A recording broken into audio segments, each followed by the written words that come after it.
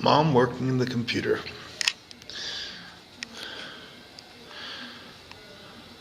It's a rare privilege to have my mother in her sister's office working on my computer. But it's a wonderful privilege. So, I kind of want to do an interview with you, Mom. Shoot. Can I really? Alright, start. If you're going to be serious. Yeah, I will. Let me just put my chair over here so I can actually give a better profile of you.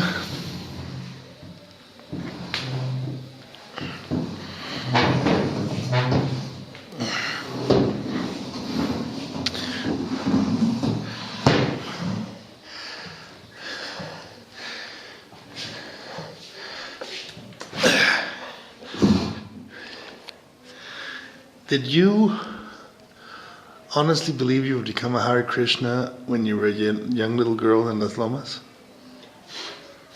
I guess I knew I was going to become a Hare Krishna ever since my dear Blankita gave me my Trayambakam Om Shivait mantram and the name of Krishna Bai as a Dasi.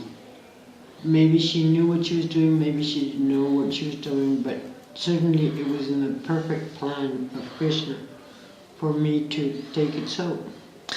Not a lot of people know your pastime with the snake, the coralillo snake. Could you tell the YouTube audience about that little pastime? Well, there's a couple of stories I've written about it. It's a story that every time I burn, it reburns itself, or it rewrites itself. It's a story that comprehends a part of the Bhagavad Gita, which is the opulence of the Lord, and it's given to me on the words of a coralillo snake after an episode of a huge tarantula, and my brother, cousin Carlos Alfonso, who was the first and only real love of my life, and married a Clapton, had wonderful children by her, and has an incredible story, probably reached all the goals he aimed for in his life. But the story goes like this: when he captures, he drops the chocolate on the table, and I find it disgusting that he should drop the chocolate that we were going to drink for 2 weeks in order to trap a beautiful spider, huge tarantula, who is not really doing anything but defending its territory. So as he catches it, the tarantula becomes this strange little fragile creature inside this glass bottle with all the chocolate on the table, and I'm so disgusted with the whole thing and so furious about the beautiful tarantula being trapped that I'm swearing against God on my way up to a hill in this house we've rented in Acapulco, because we used to rent houses in Acapulco to go with my family and my cousin's family, my mother and her sister's family. By the way, I have her sister right here with me, who will not let me lie about this. Then I find myself swearing against every form of God that I knew at that time, which was practically everyone, because my father was an atheist, and as a good atheist was always quoting on every God in every religion, because this is what atheists do in the end. And this beautiful little snake comes out of nowhere and starts speaking the Bhagavad Gita to me, the opulence of the Lord, like he's the... First, it threatens me and it tells me that I am only a mortal body if I do not know I have a soul inside.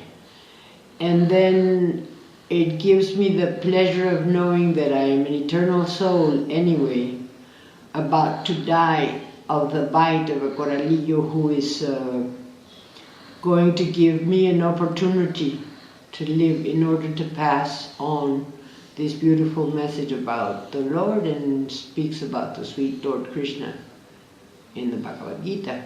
Only it's not like in the Bhagavad Gita Krishna is speaking about himself. It is written in first person, and the way it is expressed to me in this story that I've burned so many times, because I keep telling myself it's not my story, it's the Bhagavad Gita. It's only a very irreverent way to put the Bhagavad Gita, because I'm always putting it in the third person when it should be in the first person. It should be Krishna speaking it and not our Coralillo talking to this daughter of this adharmic How old were you? man. It must have been about 7. It was when the same time when the invasion of the ants, the first invasion of the ants in my life, where you weren't even born. And these were not only like arriero ants like in Oaxaca. These were all kinds of ants. There were vegetarian and carnivorous ants too. Wow. We had to leave the house for 3 days for the migration to go by. 3 days. Was that in Michoacán? No, in Guerrero, Guerrero. Acapulco. And of this story are witnesses my cousins Las Cuatas, the twins in Houston, Haribol, and Pepe Toño y Carlos Alfonso, and Cuquita in her strange memories must have some kind of recorded. I've heard the story before, but let me just get it straight for the people that haven't heard it. You're cursing God and you're walking in this, I guess, field or this mountain or this lonely woods, and you find one of the most venomous snakes in Mexico, which is the coralillo, which is a black, orange, and white snake, right? Red, white, and black with tints of green or yellow. Which you know at this time that is a very dangerous snake. You're already aware of the dangers of this kind of snake, and the snake threatens you. Well, it tells me, do you know you're swearing against the name of God, and that is a great aparat, that is a deadly sin, or some kind of very heavy thing to do. So the snake tells you that you're swearing against God, and that's a sin, and it's an aparat, it's a great offense. I must not say that, because there is a God that doesn't like people to go around saying all these things. Wow. And what do you do then? I listen to I think to myself I'm crazy first, and I say, did I just hear a snake talk to me, or am I hallucinating? Because in my family, I am known as a very imaginative little girl. Yes. Who is always hallucinating things, because I get myself drunk on rose petals. Those rose petals back then, I guess. I guess you must have had Rosas de Castilla or something then. So what happens then? Do you speak to the snake speaks to you? Well, then I feel that there has been a great revelation of God in the presence of a snake in front of me, due to the terrible aparat or offense or damage that we're causing to this beautiful entity that is just defending his piece of land where it lives. Talking about the spider. So I come back and I tell everybody, hey, I just spoke to God in the form of a snake. And they start laughing and saying, ay, Quetzalcóatl bajó a ver a Talito. And I decided that this is a very confidential science that I have to keep to myself, which is a science of the occult, of being able to talk about God with snakes. And But I guess what I'm trying to go at is, was that the whole conversation? The snake have a monologue and you just listened, or did you speak to the snake? No, I was totally Tasmania. So you were not able to speak back to you didn't ask the snake anything? How can you ask anything to the Bhagavad Gita? So you just kept your mouth shut and you just listened to what the snake said? I just heard about the opulence of God. Yeah. I just heard of the existence of God. I came to tell my people, all atheists, that I had just had a revelation.